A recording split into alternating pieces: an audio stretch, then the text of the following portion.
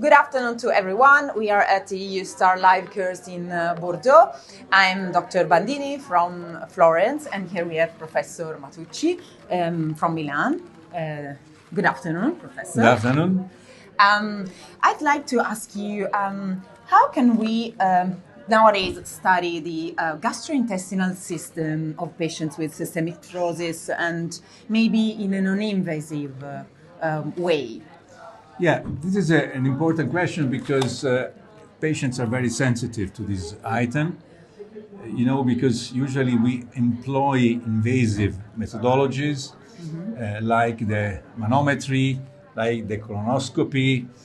And so therefore we are looking today to have the imaging of the bowel system in a different way in order to understand what is going on. And this means in particular the motility and the conditions of the walls of the bowel. And for instance, we have today, obviously it's an expensive methodology like MRI, but we can have an MRI of the GI system.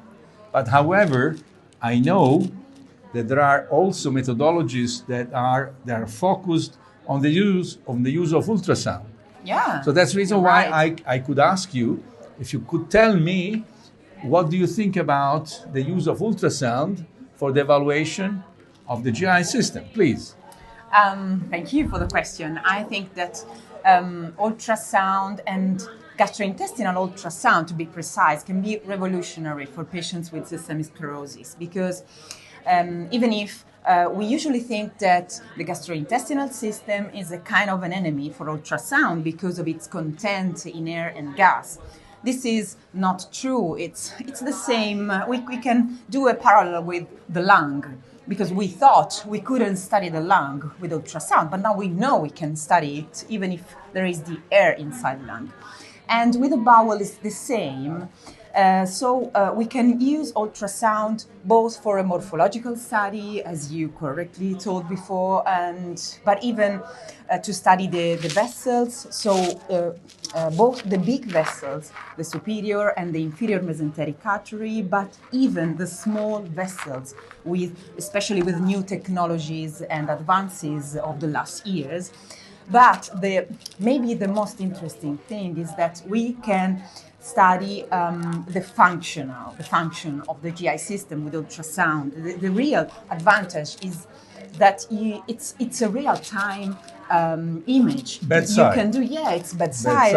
And in real time you see what is happening. They tell you, they complain for example, dyspepsia, and you can have a look at their stomach and maybe see that it is dilated, for example. So I think this would really be revolutionary, especially for, what do you think? I think especially for early diagnosis or early patients. Do you agree? Very well. So practically for our patients, we are seeing in the next future the increase of our capacity to investigate the gastrointestinal system, either with more sophisticated methodologies like the MRI, but also, as you have told us now, even with more and more simple approach with the ultrasound. Really. So thank you very much. Thank you very much.